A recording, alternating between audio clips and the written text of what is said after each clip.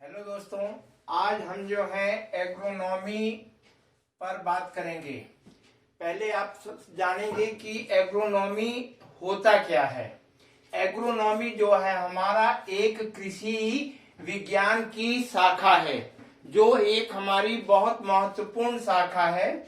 और ये जो है हमारे दो शब्दों से, ग्रीक वर्ड्स के दो शब्दों से, एग्रोस तथा नोमोस से मिलकर बनी है। अच्छा, एग्रोस का मतलब होता है फील्ड, खेत, और नोमोस का मतलब होता है टू मैनेज, अर्थात हमको फील्ड का मैनेजमेंट करने को हम एग्रोनॉमी कहते हैं। ठीक है।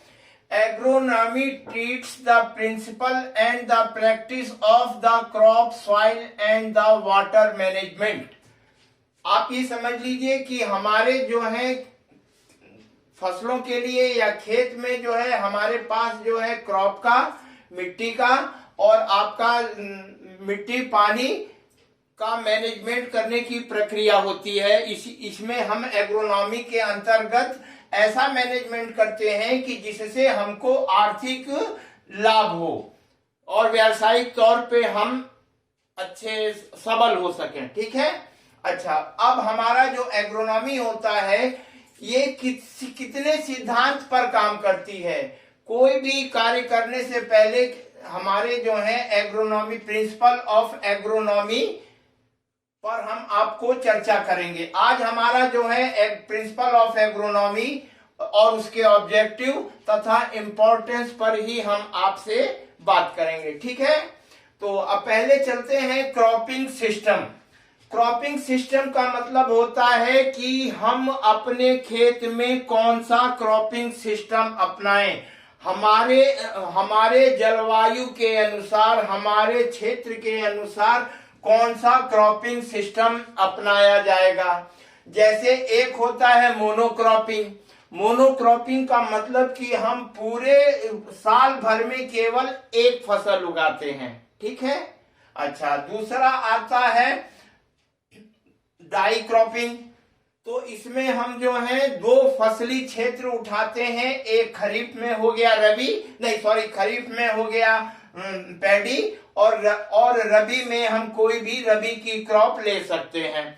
अच्छा, इसके बाद यदि हमारे पास हर प्रकार की सुविधाएं हैं, हमारे पास अच्छी व्यवस्था है, तो हम इंटेंसिव क्रॉपिंग भी अपना सकते हैं। आगे बात हमें इंटेंसिव क्रॉपिंग का मतलब जिसकी इंटेंसिटी, क्रॉप इंटेंसिटी हमारी जो है 300% से अधिक हो, अर्थात जितनी सघन खेती करेंगे उतना हमको अधिक से अधिक लाभ मिलेगा। ठीक है। अच्छा, अब ये हमारे क्रॉपिंग सिस्टम हो गए।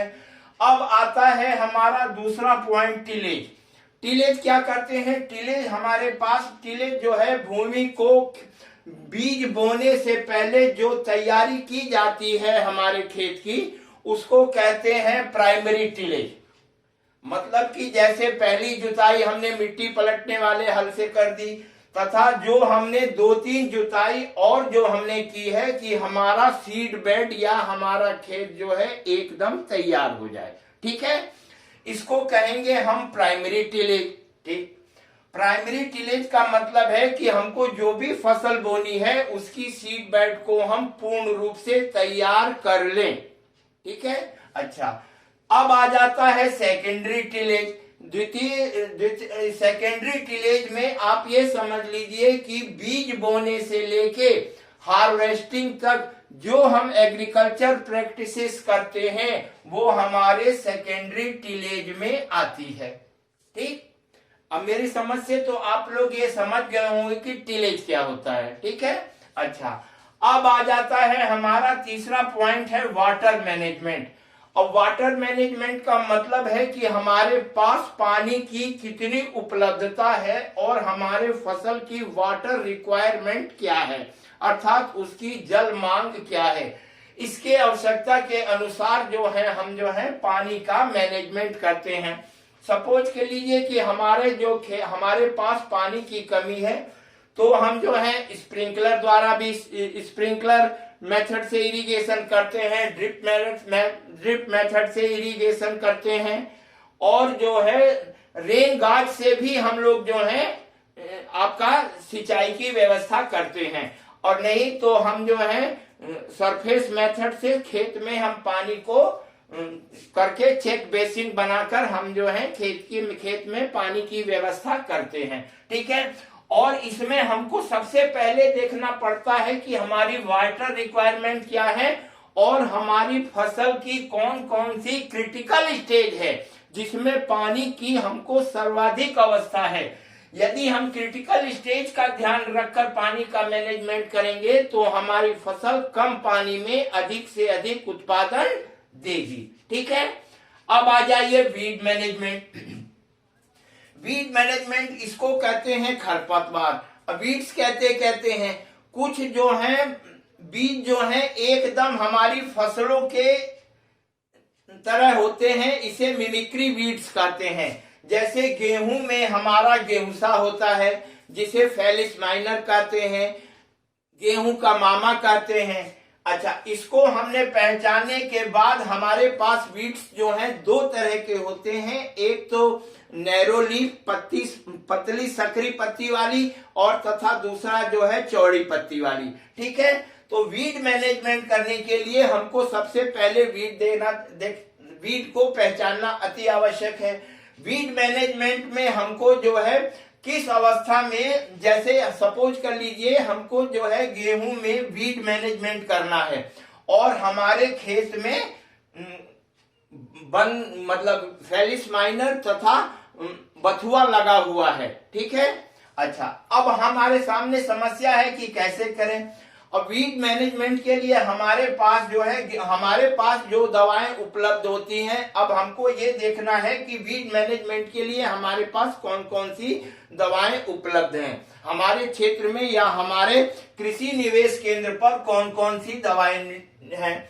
तो फेलिस माइनर के लिए हमको जो है सबसे जो एक पुरानी दवा आती है उसे कहते हैं आइसोप्रोटुरान का प्रयोग करना है। दूसरा जो है दवा आ रही है आजकल वर्तमान समय में जिसको सल्फोसल्फ्यूरान कहते हैं, ये हम जो है फेलिस माइनर के लिए प्रयोग करेंगे। अच्छा, और हमको एक चीज और ध्यान में रखता है कि यदि हम अपने गेहूं में सरसों इत्यादि बोए हुए हैं तो उसका कुछ ना कुछ हमारे ऊपर साइड इफेक्ट पड़ेगा।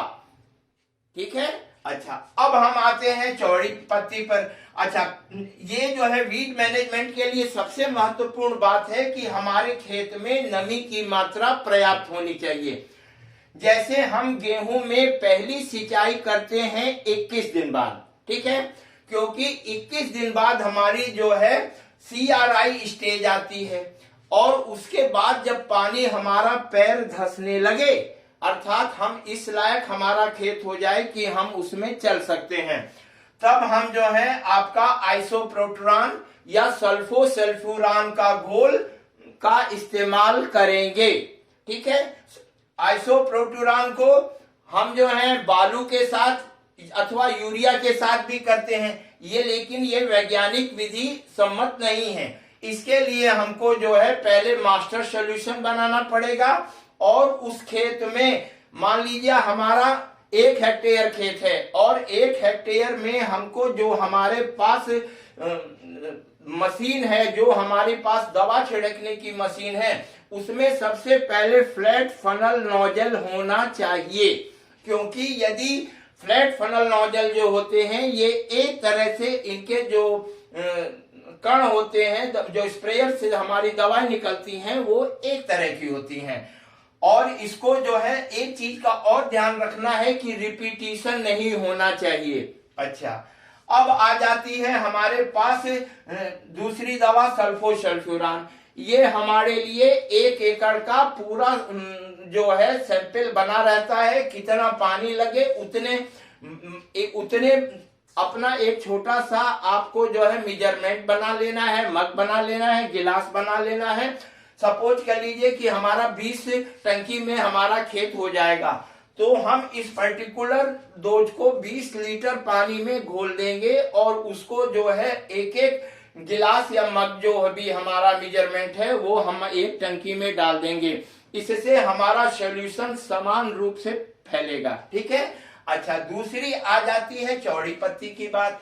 चौड़ी पत्ती में हमको जो है 2,4-D सोडियम साल्ट का प्रयोग किया जाता है। ठीक है। और ये जो है 640 ग्राम प्रति हेक्टेयर की दर से इस्तेमाल करना चाहिए, लेकिन इसका इस्तेमाल जो है 42 दिन बाद किया जाता है। लेकिन एक हमारे पास वर्तमान समय में जो नई दवा आई है उसमें सल्फोसल्फ्यूरान और मेटसल्फ्यूरान दोनों मिला होता है, उसका आप जो है प्रयोग एक साथ कर सकते हैं और हम इसके वीड से निजात पा सकते हैं। इस बात का हमको ध्यान रखना चाहिए। अच्छा, अब आ जाते हैं फर्टिलाइजर मैनेजमेंट। अब हमको जो है फर्टिलाइजर मैनेजमेंट करना होता है। जो प्रिंसिपल ऑफ एग्रोनॉमी में है, हमको जो है फर्टिलाइजर का मैनेजमेंट करना पड़ता है। हम जो है खाद को किस मात्रा में, किस अनुपात में हमको दिया जाना चाहिए। आपको चाहिए ये जो है फर्टिलाइजर मैनेजमेंट जो है हमको सॉइल हेल्थ कार्ड के अनुसार ही, आपके जो अनुशंसा दी है, जो रिकमेंडेशन दी गई है, उसके अनुसार हमको ये प्रयोग करना चाहिए। ठीक है। अच्छा, इसमें फर्टिलाइजर मैनेजमेंट करते समय हमको जो है नाइट्रोजन की आधी मात्रा, फास्फोरस तथा पोटास की पूरी मात्रा बेसल ड्रेसिंग के रूप में दी जाती है। इसमें एक और सावधानी रखी जानी चाहिए कि अपने धान और गेहूं के जो हमारे खेत हैं, यदि हमारे क्रॉप रोटेशन में धान और गेहूं आता है तो हमको साल में एक बार जिंक सल्फेट का प्रयोग अति आवश्यक होता है। ठीक है। प्रति हेक्टेयर 25 किलो जिंक का बेसल ड्रेसिंग में प्रयोग करते हैं। लेकिन इस बात को आपको समझना होगा कि फर्टिलाइजर में डीएपी के साथ कदापि हम जो है जिंक सल्फेट का प्रयोग ना करें। ठीक है। ये बात आपको मुख्य रूप से जाननी होगी। अच्छा, फास्फोरस, पोटास और नाइट्रोजन की आधी मात्रा हमको बेसल ड्रेसिंग में देना है। और फर्टिलाइजर को आप ऐसा करें कि फर्टिलाइजर हमारा जो है ये ड्यू टू फर्टी ड्रिल के माध्यम से दें। फर्टी ड्रिल के माध्यम से देने से आपका एक्यूरेट फर्टिलाइजर लगेगा और एक्यूरेट स्थान पर प्लेसमेंट होगा, जिससे हमारी फसल को पूर्ण रूप से लाभ मिलेगा। और उसके बाद जो हमारी आधी फर्टिलाइजर की डोज हमने रखी है, एक जो है 30-35 दिन बाद जो है हमको, जब हमारी टिलरिंग स्टेज आती है उस टाइम कर दें। और दूसरा जो है हमारी जब गर्भावस्था आती है, जब बालियां पेट पौधे के बीच में आ जाती हैं, पेट में रहती हैं, तब हम कर दें तो हमारी क्रॉप पर इसका अच्छा प्रभाव देखा गया है। अब आ जाते हैं हम कि इंसेक्ट और पेस्ट मैनेजमेंट। अब हम आपसे जानना चाहेंगे कि हमारे खेतों में क्या कौन से, ये हमको पहले माइक्रो प्लानिंग करनी है कि हमारे यहाँ जो फसल हमने या जो भी क्रॉपिंग सिस्टम अपना रखा है उसमें इंसेक्ट और पेस्ट का मैनेजमेंट की व्यवस्था हमको करनी है। अब आप पूछेंगे कि इंसेक्ट और पेस्ट क्या होता है। देखिए, इंसेक्ट और पेस्ट क्या होते हैं। इंसेक्ट जो हैं हमारे लाभदायक भी होते हैं और हानिकारक भी होते हैं। ठीक है। लेकिन पेस्ट हमेशा जो है हमेशा हानिकारक होते हैं। इंसेक्ट के मारने के लिए एग्रोकेमिकल्स में इंसेक्टिसाइड का प्रयोग किया जाता है और पेस्ट मैनेजमेंट में पेस्टिसाइड का प्रयोग किया जाता है।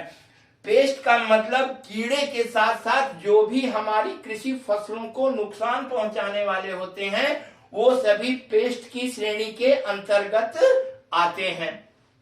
अच्छा, जब हमने पेस्ट मैनेजमेंट कर लिया, अब हमारे पास आ जाता है हार्वेस्टिंग। हार्वेस्टिंग का मतलब ये होता है कि कितने परसेंट नमी पर हम जो है, जैसे हमारा गेहूं है, कितने परसेंट नमी पर हार्वेस्ट करें, नहीं तो हमारे में स्कैटरिंग की समस्या आ जाएगी। अर्थात हमारे गेहूं जो है वो अधिक मैच्योर होने पर यदि हम उसका काटेंगे तो वो खेत में कुछ गेहूं की प्रजातियां छिटक जाती हैं, जिससे हमारा आर्थिक नुकसान होता है। तो हमको हार्वेस्टिंग में नमी का प्रतिशत ध्यान रखना चाहिए। जैसे सपोज कर लीजिए हमको बासमती धान है या कोई भी धान है, तो हमको 25 से 30% नमी पर उसको काट देना होता है, जिससे हमारी जो है चावल की या राइस क्वालिटी जो है अच्छी हो जाती है। ठीक है। अच्छा, हार्वेस्टिंग के बाद अब आ जाता है थ्रेसिंग। सपोज कर लीजिए कि हमने सीड के लिए हमने सीड प्रोडक्शन हमने कार्यक्रम अपनाया है, तो सीड प्रोडक्शन में अलग अलग थ्रेसिंग फ्लोर पर थ्रेसिंग करनी चाहिए और उसको जो है अलग बैग में उसमें नाम लिख दें कि हाँ हमारी पर्टिकुलर वैरायटी ये है, उसको जो है अलग थ्रेसिंग करके रख दें। अच्छा, इसके बाद थ्रेसिंग जब हो जाएगी तो इसका ध्यान रखा जाता है थ्रेसिंग में।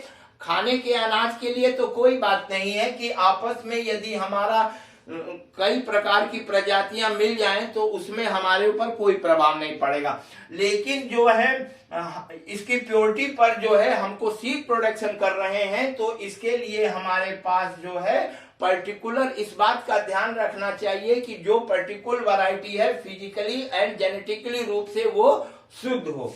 अच्छा, अब आ जाता है हमको स्टोरेज। हमने जो उत्पाद हमने पैदा कर लिया, अब हमारे पास उसको स्टोरेज की व्यवस्था होनी चाहिए। स्टोरेज करने से पहले हम जो है अपने बैग को, जिस बैग में हमको रखना है, जिस घर में हमको रखना है, नमी की व्यवस्था देखते हुए उसको जो है धूप में सुखा दिया जाता है। इतना सुखा दिया जाता है, एक जर्नल किसान के लिए ये आप जान जाइए कि यदि हम गेहूं के दानों को दांत के नीचे दबाएं और वो कट से आवाज करे तो वो हमारी प्रॉपर फसल जो है तैयार हो जाती है स्टोरेज के लिए। अच्छा, सबसे पहले स्टोरेज करने से पहले हमको जो हमारा स्टोर है उसका फ्यूमिगेशन करना पड़ता है। ठीक है, उसको जो है हम साइनो गैस पंप से या किसी भी फ्यूमिगेशन से स्टोरेज कर लेते हैं। स्टोरेज करने के बाद हमारा बैग भी मेलाथियन से हमने ट्रीट कर लिया। अब इसमें रखने के बाद हम इसको स्टोरेज कर देंगे और स्टोर को चारों तरफ से बंद करेंगे, और जब हमारा सीजन आएगा तब हम उसको खोलेंगे। और बीच में खोलने की कोई आवश्यकता नहीं है, क्योंकि उसके बाद जो है यदि आप बीच बीच में खोलते रहेंगे तो हमारी फसल, हमारे जो स्टोरेज है उसमें जो है स्टोर पेस्ट आ सकते हैं, घुन आ सकता है, समझे, जो हमारे आर्थिक क्षति को। अच्छा, स्टोर जो पेस्ट होते हैं उसमें ह्यूमिडिटी का विशेष ध्यान रखा जाता है। ठीक है, ये तो हमारे प्रिंसिपल ऑफ एग्रोनॉमी हो गए। अब बच्चों हम चलते हैं कि हमारे ये एग्रोनॉमी के ऑब्जेक्टिव क्या हैं। ठीक है, एग्रोनॉमी का जो ऑब्जेक्टिव होता है, पहला होता है हमारा फूड प्रोडक्शन। हमारे सामने सबसे बड़ी समस्या है कि हमारी जनसंख्या निरंतर बढ़ती जा रही है, हमको सबको भोजन उपलब्ध कराना है। ठीक है, और हमको न्यूट्रिटिव वैल्यू का भोजन उपलब्ध कराना है। ये नहीं कि हमने भोजन करा दिया। एक शब्द आता है हिडिंग हंगर। हिडिंग हंगर का मतलब ये होता है कि हम जो भोजन तो कर रहे हैं लेकिन उसमें प्रॉपर न्यूट्रिएंट्स हमको नहीं मिल रहे हैं। इसीलिए हमको जो है इसका ध्यान रखना पड़ता है। फूड प्रोडक्शन में जो भी हम अनाज पैदा करें वो जो है प्रॉपर न्यूट्रिएंट वैल्यू होनी चाहिए। ठीक है। अच्छा, अब आ जाता है फाइबर प्रोडक्शन। हमको अपने कपड़े तथा हमारी फाइबर इंडस्ट्री को बचाने के लिए रॉ मटेरियल जो है हमारे फाइबर प्रोडक्शन से मिलता है। फाइबर प्रोडक्शन में हमारा जो है मेन जो होता है कॉटन होता है और जूट होता है। ठीक है, पटसन जूट जो होता है फाइबर से हम जो है हमारी इंडस्ट्री चलती है। और जूट जैसे जूट इंडस्ट्री जो है हमारे वेस्ट बंगाल में सबसे अधिक, मतलब कि सबसे अधिक मांग वहीं पे है और वहीं पे हमारी फाइबर इंडस्ट्री है। ठीक है। अच्छा, ऑयल प्रोडक्शन। अच्छा, अब ऑयल प्रोडक्शन हो गया। जैसा कि आप देख रहे हैं कि आज वर्तमान परिवेश में हमारे तेल का दाम जो है लगभग 200 रुपए लीटर हो गया है। तो हमको जो है सबसे मेन फोकस करना है ऑयल प्रोडक्शन में। यदि किसान अपने खेत में केवल सेपरेट सरसों या अलग से सरसों बोलेगा तो वो अपने भर सरसों का उत्पादन, तेल का उत्पादन साल भर का कर लेगा। ठीक है। अच्छा, अब आता है फॉडर प्रोडक्शन। अब देखिए, हमारी जो कृषि की अर्थव्यवस्था है, जो हमारी अर्थव्यवस्था है वो कृषि पर आधारित है, और हम कृषि के साथ साथ हम जो है पशुपालन पर विशेष ध्यान देते हैं। ठीक है। और पशुपालन पे जो ध्यान देते हैं उसके लिए हमको फॉडर प्रोडक्शन की आवश्यकता होती है। इसके लिए हमको साइलेज भी बना लेंगे, इसके लिए हम हे भी तैयार कर लेंगे, और इसको हम नाना प्रकार की आजकल मशीनें आ गई हैं जिससे हम साइलेज मेकिंग बहुत जल्दी कर लेंगे। क्योंकि पशु जो है एक तरह का चारा खाते खाते, जैसे हम लोग भी भोजन करते करते अपना भोजन में चेंज लाना चाहते हैं, उसी तरह ये फॉडर जो है रबी में, खरीफ में और जायद में जैसे हम सूडान ग्रास दे देते हैं, जाड़े में हमारे पास बरसीम की घास रहती है, खरीफ में आपका ज्वार, बाजरा, मक्का रहता है। इन सबों से हम साइलेज बनाकर हम इसका स्टोर कर सकते हैं। ठीक है। इतने हमारे पास मेन ऑब्जेक्टिव हैं, और ये सभी जो जितनी ऑब्जेक्टिव हैं ये हमारी कॉटेज इंडस्ट्री को बढ़ावा देते हैं। अर्थात जो हमारी कॉटेज इंडस्ट्रियां हैं वो जो है उनको कच्चा माल प्रोवाइड करने के लिए ये हमारे ऑब्जेक्टिव जिम्मेदार हैं। ठीक है।